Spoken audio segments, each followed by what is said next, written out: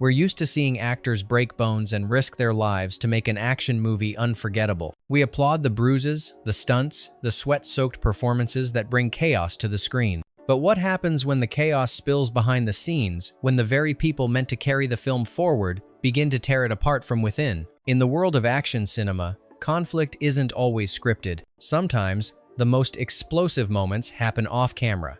Quiet, slow-burning, and devastating. An actor storms off set. Another demands the ending be rewritten. One refuses to promote the film. Another shows up and sleepwalks through their performance on purpose. Whether it was out of frustration, regret, ego, or sabotage, these actors didn't just clash with their directors, they threatened to sink the entire project. These weren't background players or unknown names. They were the faces on the poster, the stars you bought a ticket to see. And yet, somewhere between contract and camera, something snapped. The result? Films that stumbled, flopped, or were quietly buried while whispers of sabotage followed like smoke trails from a wreck. Some called it rebellion. Others called it self-sabotage. But the truth is often stranger than fiction. Let's dive into 15 action films where the enemy wasn't a villain on screen, but the lead actor behind it. 1. Firewalker, 1986. Chuck Norris refused to promote his own film because he hated it.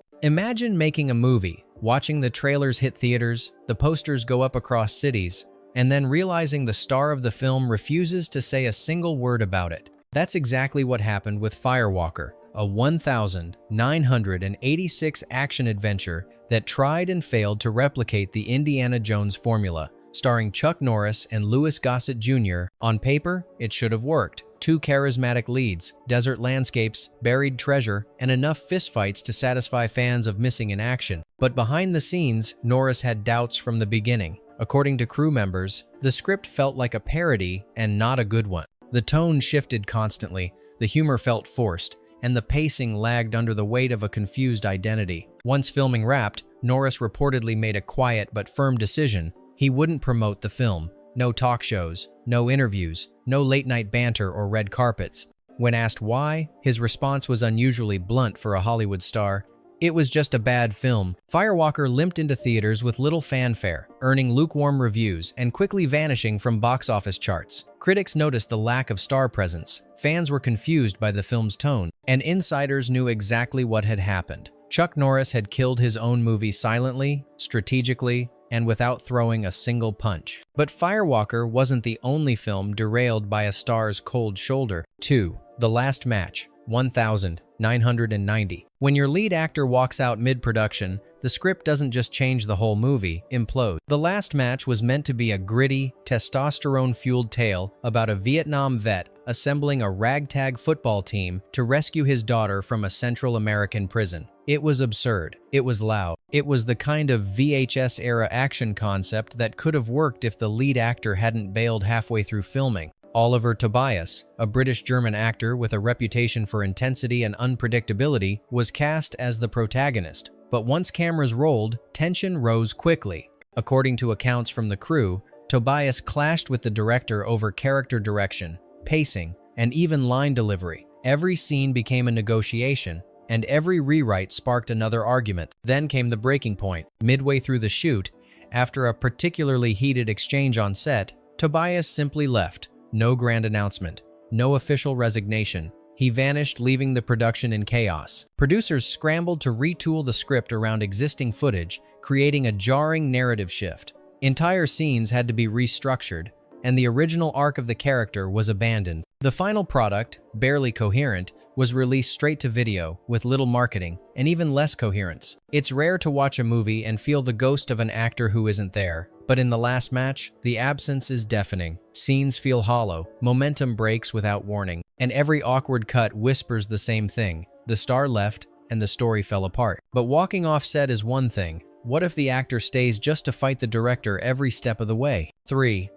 I Come in Peace, 1990. Dolph Lundgren didn't just punch aliens, he clashed with the director, too. By 1990, Dolph Lundgren was already known for his brooding intensity and physical presence on screen. After playing the iconic Ivan Drago in Rocky IV, he pivoted to roles that showcased his muscles and menace, I Come in Peace being one of them. The film, a sci-fi action hybrid, featured Lundgren as a tough cop battling a drug-dealing alien in the neon-drenched streets of Houston. But while the film's premise was wild enough, the behind-the-scenes friction was even more volatile. Lundgren reportedly butted heads constantly with director Craig R. Baxley, a former stuntman who envisioned a gritty, grounded tone. Lundgren had different ideas he wanted: more stylized action, more one-liners, more visual flair. What followed was a tug-of-war overtone. The tension bled into the production. Some action scenes were altered on the spot, others were shot twice, once the way Baxley wanted, and once with Lundgren's modifications. The crew began referring to the film as two movies fighting to be one, but the real sabotage came later. In post-production, Lundgren allegedly lobbied for specific takes to be used, scenes to be shortened, and even parts of the villain's arc to be toned down, shifting the spotlight back on his own character. The final cut feels uneven,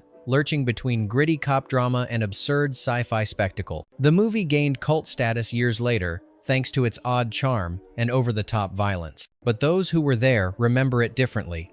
A set dominated by ego clashes, second-guessing, and a star who wanted to reshape the movie mid-flight. And if you think that's disruptive, wait until the lead actor says he regrets taking the role at all. 4. Killing Streets, 1991. What happens when your star actively distances himself from the film before it's even released? Killing Streets had everything an early 90 seconds action thriller needed: a Middle Eastern hostage plot, political intrigue, and Michael Pare in a double role as twin brothers, one a soldier, the other a civilian. It should have been a bold showcase for Pare, whose career was still coasting off cult favorites like Streets of Fire and Eddie and the Cruisers. Instead, it became the film he couldn't disown fast enough. From the beginning, Pare was reportedly unhappy with the project. The script felt like a generic knockoff of Missing in Action. With political overtones he found shallow and character motivations that shifted without reason. On set, insiders claimed he pushed back on dialogue, suggested rewrites, and even questioned entire scenes, only to be overruled by a production team focused on speed over substance. By the time the film wrapped,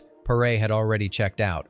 He didn't attend any promotional events. He didn't grant interviews. And in a rare moment of candor during a later press appearance for another project, he said flatly, "I wish I'd never taken that role. It was more than regret, it was erasure." Killing Streets came and went with barely a blip.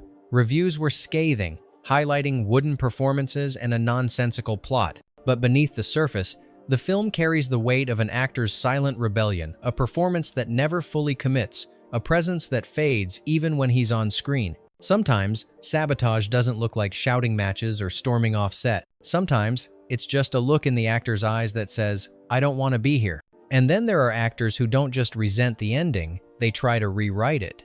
5. Death Before Dishonor, 1987. When the lead actor demands a new ending, it's not just creative input, it's control. Death Before Dishonor was marketed as a patriotic, flag-waving military thriller. One man, one mission, and a whole lot of explosions. Starring Fred Dryer, best known at the time for his TV role in Hunter, the film follows a tough-as-nails Marine who defies orders to rescue his men from Middle Eastern captors. But off-camera, Dryer was reportedly less interested in following orders and more focused on reshaping the film in his own image. According to interviews with crew members, Dryer grew increasingly dissatisfied with the third act during production. He believed the original ending where his character dies in a self-sacrificing blaze of glory was too bleak, too final, and too un-American. He lobbied hard for a rewrite, insisting that audiences wanted to see their hero walk away victorious, not in a body bag. The producers resisted, the director pushed back, but Dryer wouldn't budge. Eventually, the ending was rewritten, reshot, and re-edited to let his character survive, complete with a slow-motion walk through rubble, flag waving in the distance. It was the kind of tonal shift that grated against the grittier moments that preceded it, and critics noticed. Some praised Dryer's intensity, but many noted how the film's conclusion felt tacked on and emotionally dishonest. Behind the scenes, it was clear the star had won the battle, but the movie had lost the war. Sometimes, sabotage doesn't mean ruining a film, it just means reshaping it into something it was never meant to be. But what if the sabotage isn't subtle? What if the star refuses to look weak on or off screen? 6. The Glimmer Man, 1996. When your lead actor refuses to appear vulnerable, there's not much room left for drama. In The Glimmer Man, Steven Seagal plays a mystical, Buddhist-leaning ex-assassin turned LAPD detective. Paired with Keenan Ivory Wayans as his reluctant partner, the film aimed to fuse buddy cop banter with deadly martial arts precision. But behind the philosophical one-liners and black trench coat, Segel was fighting a different kind of battle, one with the script itself. According to multiple accounts from the production, Segel objected to several scenes where his character was supposed to show fear, doubt, or even just lose a fight. His stance was simple: his characters should never appear weak. That meant no injuries, no panicked reactions, and absolutely no scenes where another character upstaged him. One infamous example: a knife fight between Seagal and the film's villain was meant to be gritty and suspenseful, with both sides taking damage before a final reversal. But Seagal allegedly refused to film it as written. The sequence was restructured to make him virtually invincible, landing effortless blows while barely being touched. Director John Gray and the stunt team were forced to choreograph around Seagal's demands, stripping tension from key scenes. The result was a film that felt oddly flat, with action sequences lacking stakes and a lead performance that bordered on parody. Seagal's unwillingness to show vulnerability didn't just affect tone, it affected casting, editing, and the morale on set. Wayans later remarked that he felt like a sidekick to a walking tank. It's one thing to act tough. It's another to refuse to ever not be tough. But Seagal wasn't the only star who tightened his grip on a film until it buckled. In the next case, ego didn't just reshape the story, it hijacked the entire production. Sedem, Kobrati Soch, 970. Sylvester Stallone didn't just star in the movie, he rewrote, recut, and ultimately reshaped it into something unrecognizable. After the box office success of Rocky IV and Rambo: First Blood Part 2, Stallone had enough clout in Hollywood to call his own shots, and in Cobra, he called all of them. Based loosely on the novel Fair Game, the film was supposed to be a gritty cop thriller directed by George P. Cosmatos. But from day one, it was Stallone's show. He rewrote large portions of the script to tailor the film around his on-screen persona. Fewer lines, more one-liners, less character development, more body count. Action scenes were extended, while emotional beats were cut down or removed entirely. Entire supporting roles were minimized or edited out altogether. But Stallone's influence didn't stop there. Reports from the editing room suggest he personally oversaw the final cut, demanding changes that altered the film's pacing, tone, and narrative coherence. The result was a 90-minute bullet storm, stylish, violent, and often incoherent. Deleted scenes hint at a deeper film underneath, one with stronger character arcs and a more methodical plot. Critics panned Cobra for being soulless, and even fans of Stallone were split. The film has since become a cult classic for its excesses, but make no mistake, what audiences saw was Stallone's version, not Cosmatos's. In this case, the sabotage wasn't accidental, it was deliberate. A star with unchecked power turned a promising film into a personal vanity project, and the collateral damage was the movie itself. But where Stallone flexed behind the scenes, the next star simply vanished, leaving the crew, the cast, and the entire shoot in limbo. 8. Street Fighter 1994. Jean-Claude Van Damme was the face of the film, but behind the scenes, he nearly derailed the entire production. Street Fighter was Capcom's attempt to bring its beloved video game franchise to the big screen. Backed by a sizable budget and riding the wave of early 90 seconds action mania,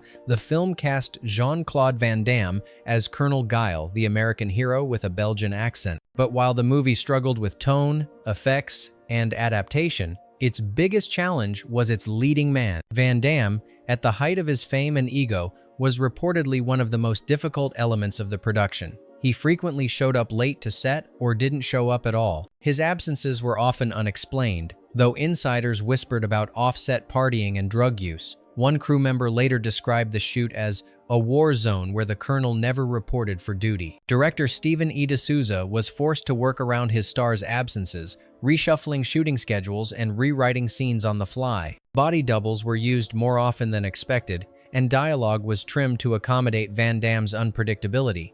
Cast and crew morale plummeted, and the budget ballooned as delays piled up. Even in the scenes he was present for, Van Damme's energy was inconsistent. At times, he seemed bored. At others, he played scenes with a strange detachment as if he was already done with the project. The final product was chaotic, campy, and only loosely resembled the source material. While Street Fighter eventually found a cult following, few would deny that Van Damme's off-screen antics contributed to its disarray. But Van Damme wasn't finished. In another film, He wouldn't just neglect the project, he'd actively express his contempt for it. 9. Universal Soldier: The Return, 1999. When the lead actor openly hates the sequel before it even hits theaters, you can guess how the audience will react. By the late 90s, Jean-Claude Van Damme was no stranger to erratic career moves. But even by his standards, Universal Soldier: The Return was a misfire. Meant to revive the cult success of the original 1992 film, the sequel brought Van Damme back as Luke Devereaux, a cybernetic soldier trying to rediscover his humanity. The concept was promising. The execution, however, was another story. From the start, Van Damme seemed disconnected from the project. On set, crew members noted that he rarely engaged with the creative team, offered no input on scenes, and often seemed to be just hitting his mark. According to several interviews years later, he reportedly told insiders that the movie felt like a cash grab, a sequel made out of obligation rather than inspiration. He wasn't wrong. The script was rushed, the tone veered wildly between high-octane action and unintended parody. But instead of trying to elevate the material, Van Damme distanced himself from it. He skipped several promotional events, gave terse interviews, and appeared visibly uncomfortable whenever asked about the film in public. Worse still, his performance reflected his disinterest. Gone was the brooding intensity of the first Universal Soldier. In its place was a flat, disengaged version of a character that once felt iconic. Critics pounced, audiences stayed away. The film flopped and quickly vanished from theaters. Sometimes, sabotage comes in the form of silence. No protest, no public meltdown. Just a star who shows up, does the bare minimum, and quietly lets the movie collapse around him. And yet, Van Damme's apathy pales in comparison to what happens when an actor rewrites the rules of an entire genre mid-shoot. 10. Red Scorpion, 1988. When an actor questions the film's morality and the production nearly poisons its own star, you don't need a villain on screen. Red Scorpion was pitched as a hard-edged Cold War action film, Dolph Lundgren as a Soviet agent turned rebel freedom fighter in Africa. It had the explosions, the slow-motion kills, and the propaganda-heavy script that fit right into the era. But behind the iron-jawed lead was an actor increasingly uncomfortable with what he was helping to create. Lundgren, fresh off Rocky IV, took the role expecting a complex political thriller. Instead, he found a chaotic production that lacked both direction and moral compass. The film was shot in Namibia under brutal conditions. Reports from the set detail oppressive heat, poor safety standards, and questionable treatment of local crew members. At one point, Lundgren was allegedly exposed to toxic chemicals used in special effects, requiring medical attention and halting production for days. But beyond the physical strain, Lundgren reportedly took issue with the film's tone. He questioned its simplistic portrayal of good and evil, its glorification of violence, and the real-world political implications of its story. He pushed back on several scenes, requested script changes, and attempted to tone down nationalist messaging, most of which were ignored by producers, determined to keep the America versus everyone else theme intact. By the time Red Scorpion wrapped, Lundgren was disillusioned. He skipped most of the press tour and has since distanced himself from the project. In later interviews, he diplomatically referred to it as a learning experience, Hollywood code for never again. It's one thing to dislike a film, it's another to feel morally compromised by it. And sometimes, the actor's silence speaks louder than any monologue. But the next star didn't stay silent, he checked out completely. Yksitoista. Ballistic. X versus Sever Kaksituhatta Kaksi. When your lead actor shows up looking like he'd rather be anywhere else, the camera can't hide it. Ballistic. X versus Sever is often cited as one of the worst reviewed action films of all time. A chaotic blend of bullets, slow motion, and baffling plotline. On paper, it had potential. Antonio Banderas and Lucy Liu, two stylish leads, pitted against each other in a high-tech spy showdown. But in execution, the film felt less like a thriller and more like an obligation. For Banderas, that's exactly what it was. Sources close to the production reported that Banderas had signed on to the project based on an earlier draft, one that promised a sleek, character-driven action piece. But as rewrites piled up and direction shifted toward noise over nuance, the actor grew disillusioned. His frustration reportedly showed on set: minimal rehearsal, flat delivery, and an unwillingness to reshoot scenes unless absolutely necessary. In interviews surrounding the release, Banderas spoke in vague, diplomatic tones, praising the cast and crew while sidestepping any discussion of the script. His body language told a different story, tight smiles, short answers, and the look of someone already trying to forget the experience. Critics were merciless. The film was torn apart for its incoherence and lack of emotional engagement. One review noted that Banderas seemed to be sleepwalking through smoke and gunfire. Audiences stayed away. The movie bombed. Years later, Banderas has rarely acknowledged ballistic in retrospectives of his career. And who can blame him? When the lead actor mentally checks out, the audience can feel it no matter how loud the explosions. But some stars don't just mentally leave, they physically vanish, forcing the filmmakers to finish the movie without them. 12. Ticker, 2001. When your star vanishes mid-production and leaves the rest to body doubles and editing tricks, is it still their film? Ticker was a low-budget, direct-to-video action film meant to capitalize on the fading but still recognizable brand of Steven Seagal.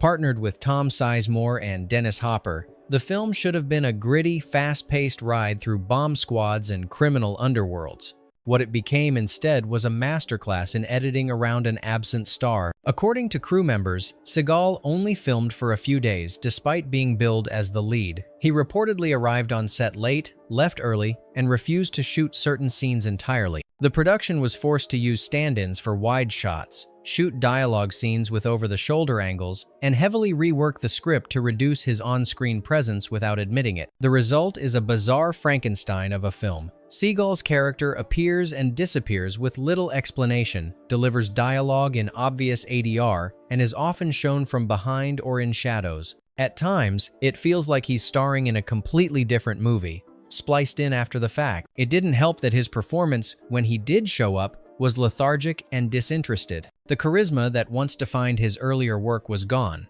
replaced by a kind of sleepwalking detachment that even editing couldn't fix. Ticker was panned by critics and ignored by audiences. But for those paying attention, the sabotage was clear. The star had bailed, physically and creatively, long before the credits rolled. And while Seagal's vanishing act was literal, the next case features a star whose rebellion came not during filming but after, in a public display of embarrassment. 13.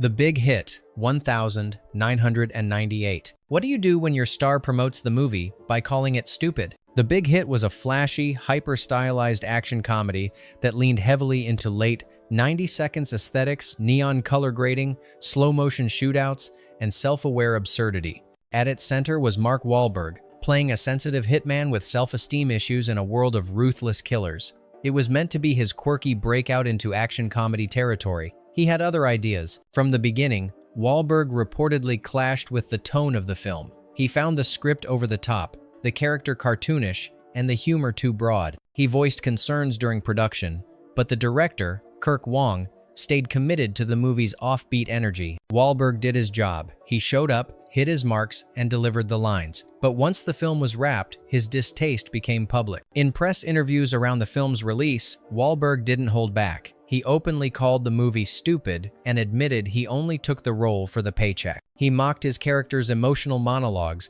and even joked that he hoped no one would actually go see it. The backlash was immediate. Columbia Pictures reportedly scrambled to control the damage, re-editing trailers and shifting promotional focus to co-stars like Lou Diamond Phillips. But the harm was done. Audiences, sensing the dissonance, stayed away. The Big Hit floundered at the box office and received mixed reviews, some critics liking the eccentricity, others echoing Wahlberg's disdain. There's honesty, and then there's sabotage. Wahlberg didn't need to sabotage the Big Hit during filming. He waited until the spotlight was brightest and burned the bridge in real time. But our next star did something subtler. He accepted the role and then refused to support the film once it hit screens. 14. Romeo Musti, 2000. What happens when your lead quietly distances himself from the finished film, even as it finds box office success? Romeo Must Die was supposed to be Jet Li's explosive Hollywood breakthrough, a modern martial arts take on Romeo and Juliet, blending wire-fu action with hip-hop culture. It paired Li with the late Aaliyah in a flashy, fast-paced East meets West production that caught the attention of young audiences and studios alike.